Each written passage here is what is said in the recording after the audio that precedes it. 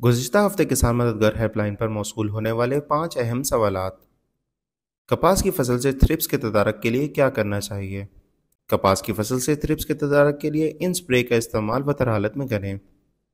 मौसमी मकई की फसल से फॉल आर्मी वर्म के तदारक के लिए क्या करना चाहिए? मौसमी मकई से फॉल आर्मी वर्म के तदारक के लिए स्क्रीन पर दिए गए स्प्रे बतर हालत में करें। फसलों में मैग्नीशियम सल्फेट का क्या किरदार है? फसलों में मैग्नीशियम सल्फेट एक अहम खाद है जिसके बुनियादी किरदार दर्ज झेल हैं। क्लोरोफिल की तश्कील, ये पौधों में सब्ज रंगत यानी क्लोरोफिल बनाने का एक अहम जुज है।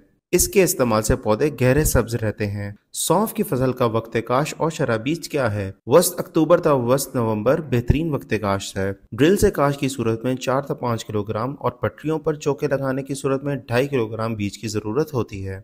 कपास के पत्तों के कालापन को कंट्रोल करने के लिए क्या करना चाहिए? ये बीमारी हवा में मौजूद मुख्तलिफ किस्म की फफूंदी की वजह से फैलती है। कपास की फसल पर जब रस चूसने वाले कीड़े हमला आवर होते हैं तो ये कीड़े पत्तों पर लैसदार मादा खारिज करते हैं जिस पर फफूंदी लगना शुरू हो जाती है। मजीद रहनुमाई के लिए किसान मददगार हेल्पलाइन पर राब्ता करें। शुक्रिया।